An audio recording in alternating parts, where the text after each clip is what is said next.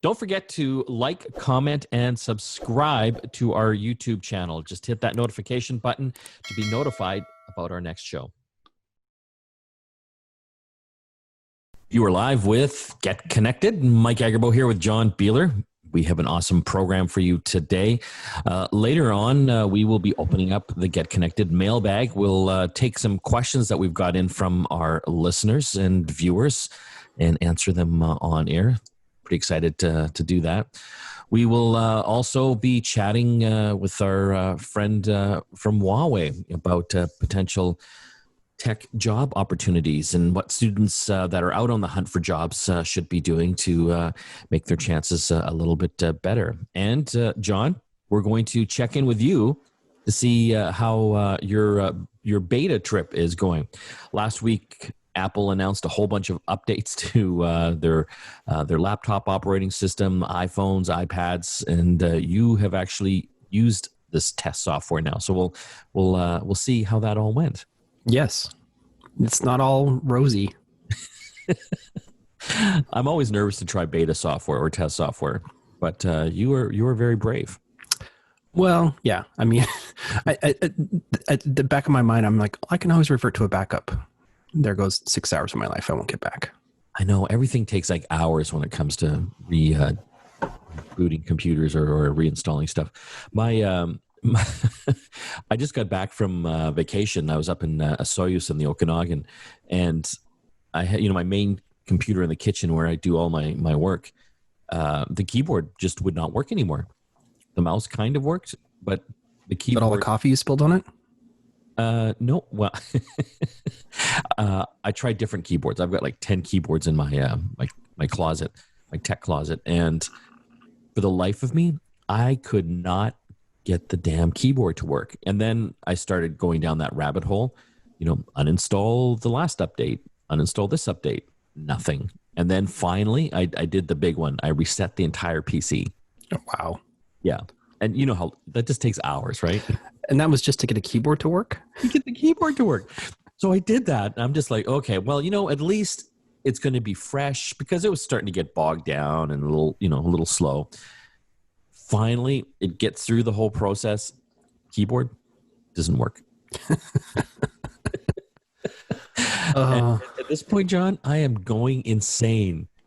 I hate that. I hate when this happens. And I'm Googling everything to see what's going on, and nothing. And so I'm just trying everything under the sun to get this damn keyboard to work. And then, for no reason at all, it just starts working again. Yes. Oh, Windows 10. And then the next day it stopped working again. And I have no idea. So now I'm on about a 2-day run now of this thing working. And I'm just dreading that moment when the keyboard will stop working again, because I just have no idea what's going on. Yeah. It's that's when you want to throw your computer out the window and just go get a new one.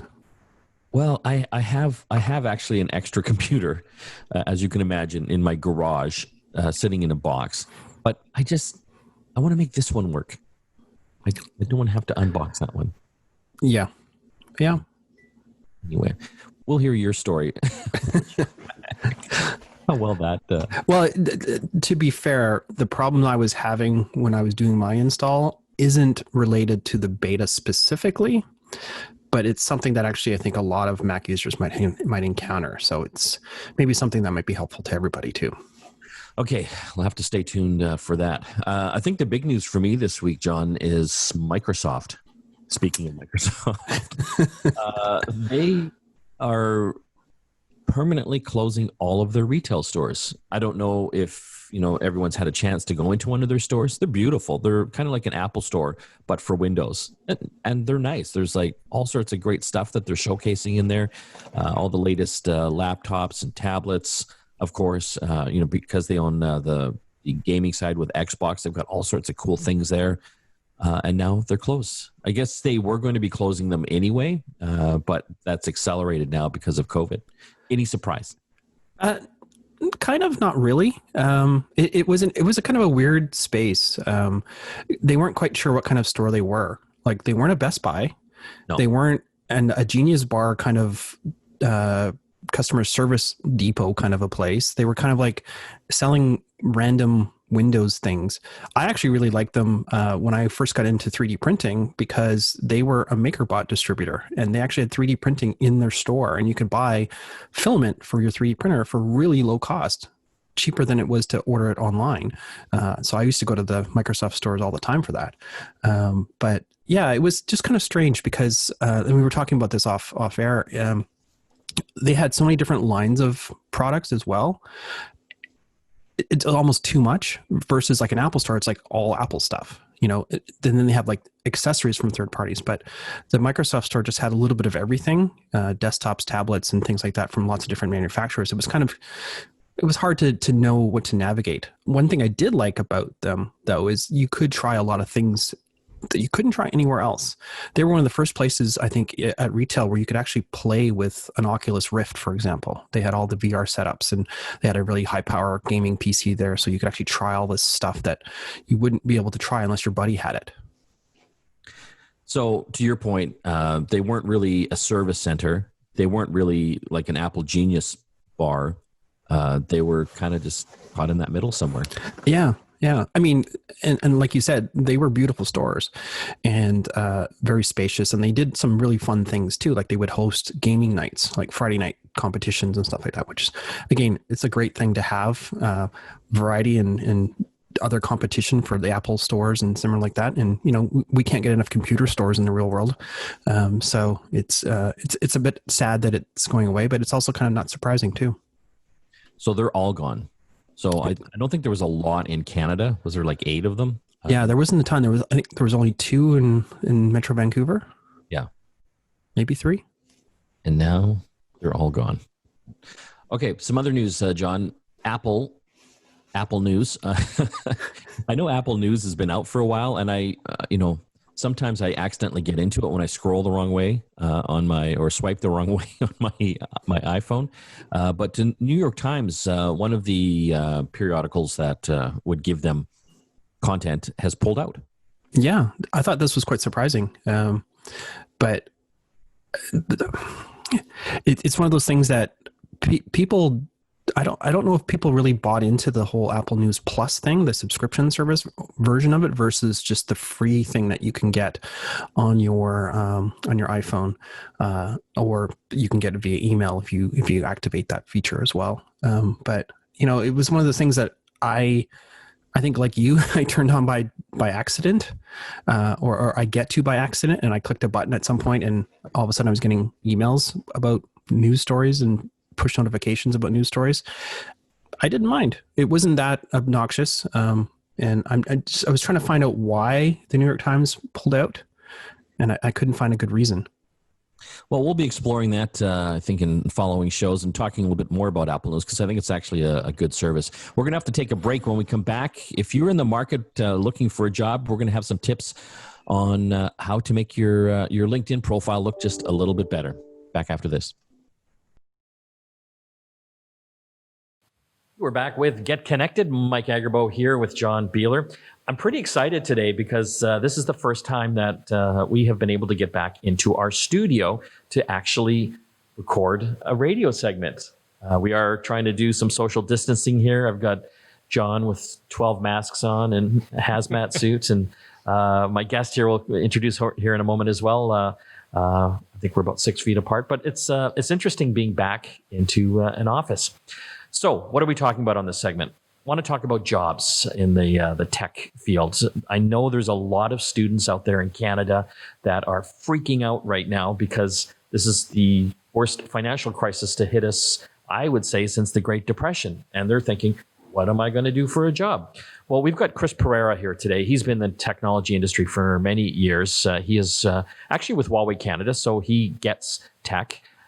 He is the Senior Director of Public Affairs over there, and I want to thank you for coming in. No, it's great to be here with you, Mike, and this topic is very, very pertinent for a lot of young people right now, so I'm glad to talk to it. Yeah, I know you guys pour literally hundreds of millions of dollars into research here in Canada, and I know you know this space so well. That's why I wanted to have you in. So students are freaked out. I've talked to a number of them, and jobs are hard to find right now. So I wanted to get some tips from you on what students can do out in the workforce right now to, I guess, stand out from the crowd. Yeah, it's a great question, and I've like you, I've talked to a lot of students recently on LinkedIn, especially. A lot of young people have reached out, new graduates especially. As you mentioned last month, the cohort that just graduated is graduating into the worst economy in living memory in some cases, and competing with the experienced workers who have also lost their jobs in some cases. So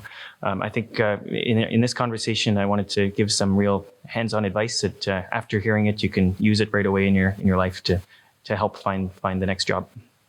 Let's get right into it. So what is the first tip you have? Yeah. So if I were to give one piece of advice to young people right now, it would be to get onto LinkedIn, make sure your profile looks great. So that advice isn't surprising, but what might be a bit off the beaten track is a function on LinkedIn which allows you to ask for a reference or a recommendation.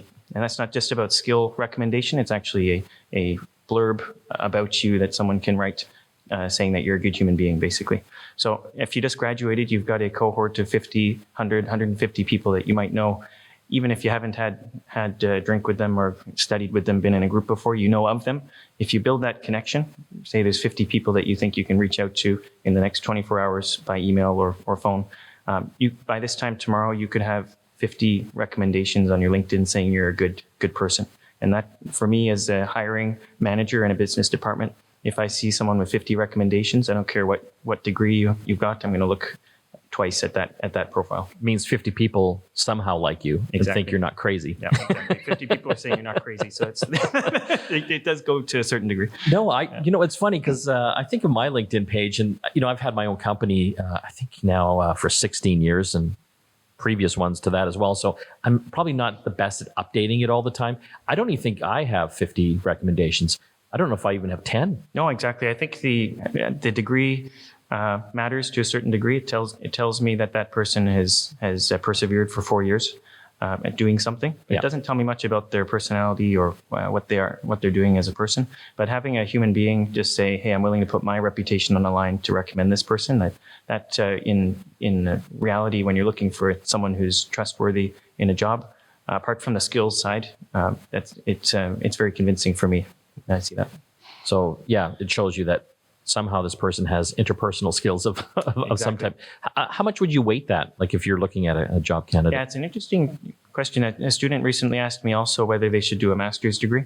In other words, how important is a degree in my view?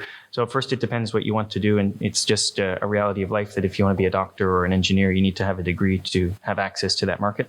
But in tech, it's not necessarily the case. If you want to program, if you want to do research, tech tends to care more about what you can do rather than what your piece of paper is. And I lived in China for 15 years, and I can't tell you how many people I met who have an English degree who can't speak English. So the degree tells me basically one thing right off the bat is they've dedicated themselves to something for 4 years, which is something, right? It's impressive to have done that. Well, it's interesting because some big tech companies, I think even Apple and Google now, used to be a requirement that you'd have to have a university degree. They've dropped that now. Yeah, and it's not surprising. I think the degree itself should to some extent show what you can do. But as we all know, if you think of the people in your life, there's different gradients of skill in different industries, and it matters what you can actually do. And that brings me to the other point of wanting to, when you do have your interview, whether it's on Zoom or in person, it's good to see a human being, by the way. Yes. Yeah, I know. It's weird. But if you're talking to a hiring manager, the communication skills are really important. Oh, of course. Yeah. And, we're all more connected than ever in terms of sending text messages and videos, connecting by Zoom. But my experience is the ability to communicate well, look someone in the eye, be able to have a real conversation. That goes a long way in an interview also, because at the end of the day, the person hiring you is also a human being. And if you connect and show them that you're trustworthy and you care about the job you want to apply for, then that could be the winning combination. What about the introverts out there? They might not be as outgoing or confident as some. Absolutely. And I think there's a lot. When you're a student, you haven't built up that experience and confidence level yet. What can you do to build that up? Yeah. I can tell you, thinking back to 15 years ago, myself. If I told myself back then that I would be sitting here in this chair in front of this scary microphone talking to Mike Agarbo, I wouldn't believe I would be doing that, because I consider myself an introverted extrovert. Yeah. Or extroverted. Yeah. Somewhere in something like that. Yeah. I don't, speaking doesn't come naturally to me, or it didn't in the past. And I think to achieve that, to get to that level, if you're an introvert right now or not comfortable speaking to people, my advice would be to trust the process of daily improvement. So you're going to have to push beyond your comfort zone. You don't have to explode your comfort zone and go stand up on stage in front of 1,000 people or start a YouTube channel right away. Right? But practice with friends and family. That's what I'm saying. Yeah, exactly. So spend 20 minutes a day, ask a friend, hey, can I practice some interview questions with you? Yeah. And it might feel like you're wasting your time the first week. It's not. It's practice, right? Because it builds up confidence. Because, you're going to have, hopefully, these friends and family ask questions that you might not have even thought would be asked of you. Yeah, exactly. It's like learning a language. The first week you're going to learn some words and go out and try it, and no one understands you, and you're going to feel like, oh, well, I just wasted a whole week of trying to learn Spanish or Chinese, whatever it is. But over time, if you learn one word every day in practice, at the end of the year, you're going to have 300 words if you just one word a day, right? Okay, Chris. So make sure your LinkedIn is all set properly. Make sure that you're getting recommendations from friends and acquaintances that know you. Practice having an interview on Zoom and over the phone and in person, of course. But I think a lot of them will be online right now. What else can students do? Great. So my last recommendation for students that you can really take into consideration today is to be all in your decision. In other words, don't compromise because it's a tough job market. Set a goal for, the top 20 companies that you want to work for. Maybe it's a small company, maybe a big company, but set that goal, decide where you want to work. So just as an example, I've spoken to a lot of international students from China and India recently. And the question is it a good idea to stay in Canada given COVID-19, given the politics that are going on in North America right now? Is it good to have a family here, for example, in 10 years, 20 years? And my suggestion to them is it doesn't matter which place you choose, China, India or Canada, but be all in. Don't be halfway in Canada, and when you run into a problem, go back to China. Yeah. So in other words, if you run into a problem here, you need to persevere and get through it, and that's how you move up, right? So when you and the same goes for finding the position that you want. Eventually, you're going to get a job offer that you kind of like, but not really, and you're going to be thinking, well, if I take this, if I don't take this, maybe I'll be out of work for another couple months. But that's not the right question you should be asking yourself. The right question should be, if I take this, what if the right one comes tomorrow? What if the jobs I'm going to apply for tomorrow will be the one I actually like? So don't compromise and be all in your decisions, despite the challenges. We're talking with Chris Pereira. He is the Senior Director of Public Affairs over at Huawei Canada about what students in this job market right now can do to set themselves apart. Thanks for joining us today, Chris. Thanks so much, Mike. When we come back from the break, more tech to talk here on Get Connected. Stay tuned. You're back with Get Connected. Mike and John here in studio. We're going to talk Apple stuff right now. Last week, Apple had big announcements at their developers conference. All new updates coming out for pretty well all of their devices. John, you've had a chance to install a lot of the beta software. And again, beta software is what we call test software to get developers and some unwitting consumers to try out software before it goes live to the mass audience. What did you install?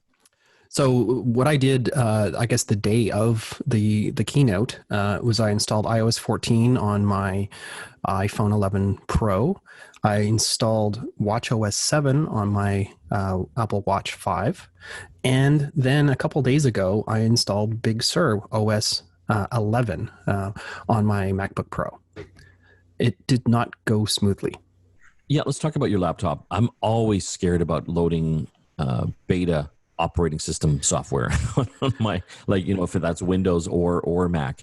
And of course, you're going to do it because you're techie and we love you for it because we can talk about it. So what went wrong? And then we'll talk about what went right. Yeah. So the big problem that I had, and I think this is a problem I've actually had in the past, and I think this is something that people encounter quite often, is when you do an operating system level upgrade, you should always back up your system multiple times before you pull the trigger. And make sure that you have enough free disk space, like a lot of free disk space. Yes. The problem that I had last year, it was around the same time when we were talking about it. I installed the OS 10 beta at the time, and what happened was I got stuck in what's called a boot loop. I installed it. It was going through the process of installation, and then it determined I didn't have enough free disk space. But you couldn't get out of the installation process. And it took me a while. I mean, fortunately, I have other computers and other ways of Googling. I was able to eventually figure out how to complete the installation. But the problem that often happens, and this is how Apple deals with your disk space on your computer. It has this notion of purgeable disk space and then regular disk space. So, for example, if you have like a large file, you delete it, it's in your trash, the file is still recoverable, then you empty your trash, that file is no longer there, no longer recoverable, but that space sometimes is still allocated. Despite what your Finder would show you, it would say, hey, you've got, 30 gigs free, but in reality, you have 30 gigs minus that large file available. Because if you actually look at the more info properties for your hard drive, it'll say whatever your available space is, but then in brackets, it'll show you purgeable space. And it's like, well, how do you get rid of that purgeable space to reclaim that free space that you actually have? Yeah. And that was the trick that I had. Every time I went to install Big Sur, it says you don't have enough disk space, despite me having like 60 or 70 gigs. 50 gigs of it was purgeable space. Oh. And rebooting doesn't purge it. So what did you do? So what I did is I took some video files that I had and some game image files. Like I back up my Raspberry Pis, and they can be quite large, as big as the SD card that I'm using. And the trick is to overwrite try to copy stuff onto your hard drive so that it forces that purgeable space to become available. And so you do that. You have to find the right size of file as well, because you can't just like, well, there's 30 gigs purgeable space, I just need a 30 gig file. No, you need to find like a 5 gig file and copy it multiple times so that it will add up to 30 gigs, and then it'll sort of offset that space. So anyways, once I figured out the purgeable disk space problem, I rebooted, and then I went back to the installer for Big Sur, and everything worked fine. So, John, how would normal people know how to do that? Well, and this is the thing. The betas are not intended for normal people. Yeah. They're definitely intended for developers that should know what they're doing, and they also have the helpline of the support forums on Apple's developer side that aren't available to the public to help troubleshoot this. And there was a number of other people who had the exact same problem, and I figured out the purgeable side myself, but again, it was just finding those breadcrumbs to the clues of that purgeable space was the problem, because it doesn't display purgeable space by default when you just look at the status of your disk. You have to actually go into a deeper version of the available disk space. So, but that said, it's actually quite nice. Now that I've had it for about a week, I guess, it's actually pretty nice. One of the concerns that I had about it was they've given it a fresh coat of paint. They've rejigged all of the Apple applications icons, so some stuff looks different. The designers got in there, eh? Yeah. Well, and the other thing that they've done is they've added a lot of let's call it white space around all the navigation menus and things like that. So when you're actually looking around, things are roomier, I guess. I personally prefer the more compact view because I want to show as much as possible in the smallest amount of space. There doesn't seem to be any way to change that functionality, at least not yet. But it is nice. It definitely feels updated. It feels a lot more like a mobile experience in a lot of ways. Like on the status bar along the top, where you have the menu items, your Wi-Fi and your clock and all that stuff like that. It has a very mobile feeling to it, like it's the top of your phone kind of look to it. And but everything seems to be snappy and fast and works fine. So it's I don't know. I'm waiting for the next update though, because typically that's when they start actually really rolling out some of the bigger changes and fixing a couple of little bugs. I've had a few little issues. My Chrome, for example, wouldn't launch properly. It would start up, all my tabs would load, and then it would crash. And so then I made the decision, well, I can just launch Chrome without the tabs. I'm going to just try using Safari in Big Sur, because it is a little bit different than the older versions of Safari. So it actually has been pretty good so far. Well, fantastic. We'll keep following up with you to see how that journey goes. We are going to have to take a break. When we come back, it's mailbag time. We will be looking at some of the questions we've got in from our listeners, readers, and viewers and answering them on air. Stay tuned. You are back with Get Connected. Mike and John here. We are going to open up the Get Connected mailbag. We're taking some of the questions that we get in from our listeners, viewers, readers. John, where can they email us? Well, if you visit getconnectedmedia.com and you go to the Contact Us tab, there is going to be a feedback form that you can fill out and just let us know your questions, and we'll try to get to them. We can't get to them all. We get quite a lot, actually, but quite often what we'll do is we'll bundle them. We have a number of people asking the same kinds of questions, so we'll try to address the question and the answer for multiple people at the same time. Okay, let's jump right in there, John. This one here is from Melanie. She asks about setting time limits on the internet for her kids. For example, kids get an hour to spend as they please, not a scheduled time, like from 2 to 3 o'clock. What are we suggesting? Well, this is something that Stephen, one of our producers, suggested that he uses on his Android side or Google side of the world. But I actually found out that it's actually compatible with iOS and other devices as well. It's called Family Link. It's from Google, and it's really cool, kind of cool, actually. It allows you to, with a family Google Gmail account, you can log into a Chromebook, a tablet, a browser, or pretty much anything that can be controlled by a Google account. And you have the ability as the parent to share that account with your kids, and then you can give them time windows. So you can set a scheduled time, or you can give them a block of time so that they have 2 hours a day they can spend however they want, whenever they want. And this service will keep track of how much time they've actually used before they start locking them out of that account. So it's pretty cool. I haven't found anything else that sort of works at a higher level, like it won't control your Xbox and other things like that. But I think based on giving them, the ability to use a browser in their Chromebook or a tablet or something like that, and the fact that it's iOS and Android compatible is pretty cool, and it's completely free. Interesting too. It can also track where the kids are. Yeah. Feature, but yeah, this is one of the fewer ones I see that can work on Android and iPhone. So I'm going to be checking this out a little more. My kids are kind of grown up now, and they would die before they would ever let me touch their phones to install this. But, I mean, for younger kids, this is kind of a good thing. Yeah, but this is the thing that the thing that surprised me was the fact that it is cross-platform.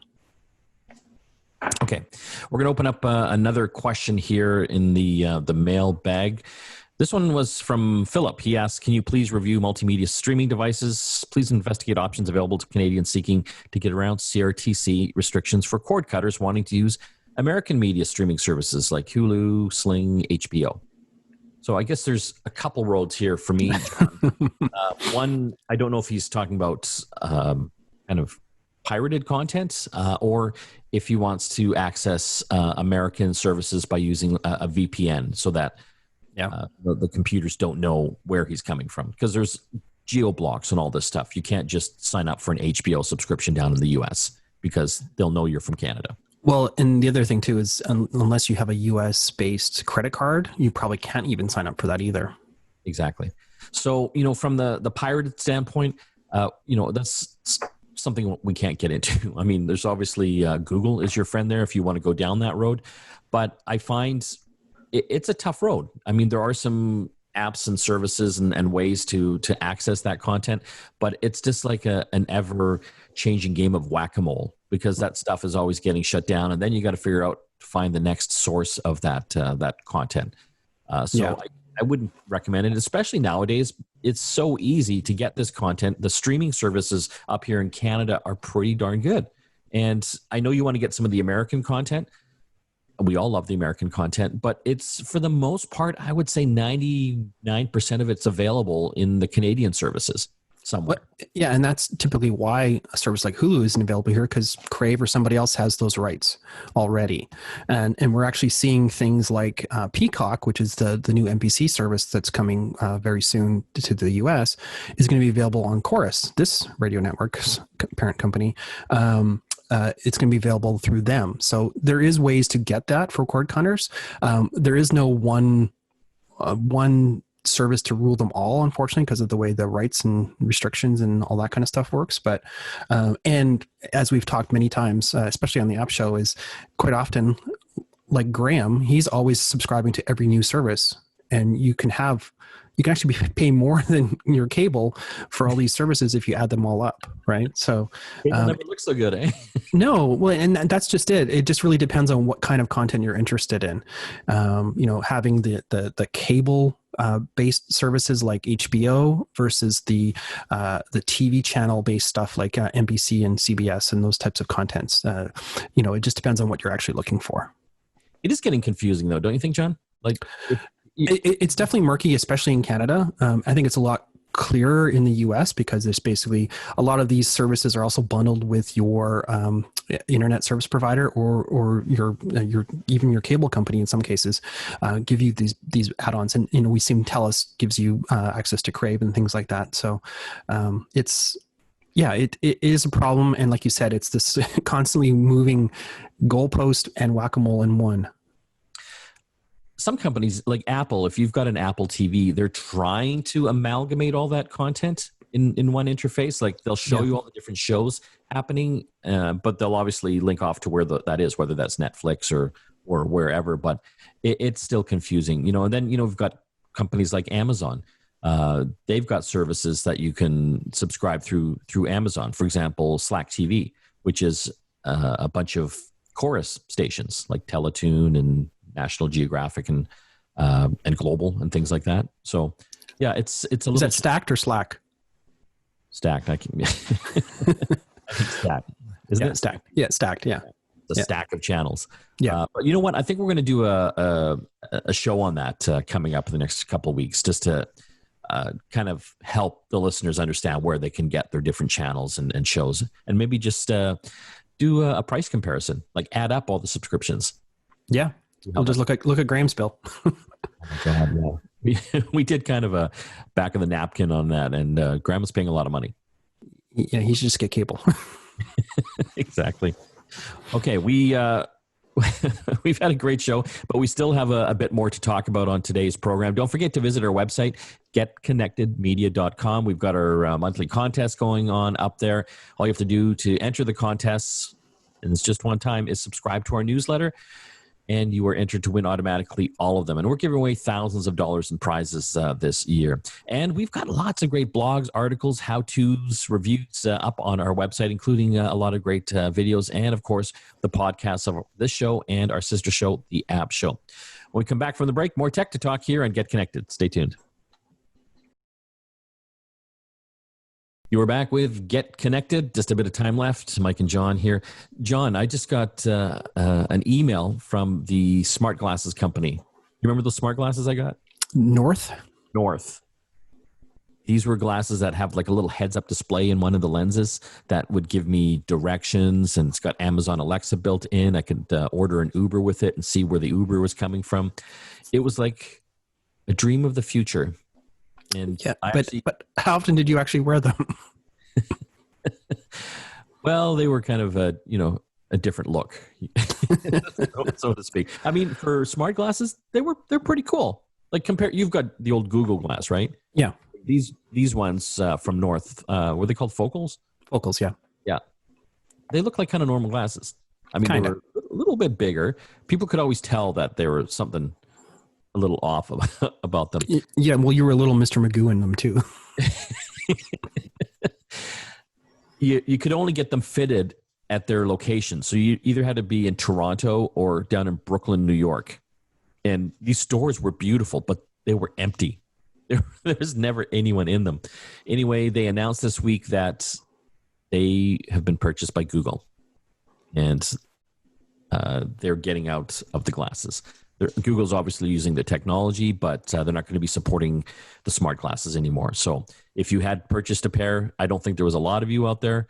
You can apply for a refund, but other than that, they're not coming out with any new ones. Maybe Google in some form, but yeah, and even Google Glass has sort of morphed into more of an industrial / enterprise level product as opposed to something for the consumer. Yeah, I wasn't, John, to be honest, I wasn't surprised, just knowing how many people were going through those stores, which I never saw anyone in there other than me.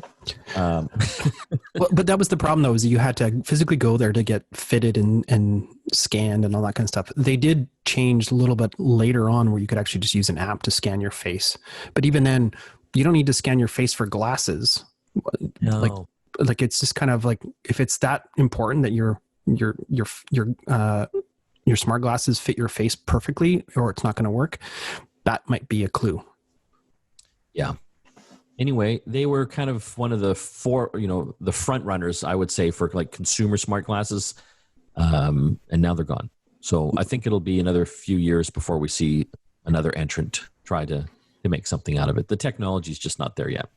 No. Well, and there's always this overhanging cloud of Apple coming up with some kind of smart glass, AR, XR, MR, whatever device. And even Oculus is rumored to have some pretty normal looking glasses now that are VR headsets. So we'll have to check that out. It's all the time we have left. I want to thank everyone that helped put the show together, including our producer, Christina, and the rest of the gang back at the ranch. We'll see you again next time.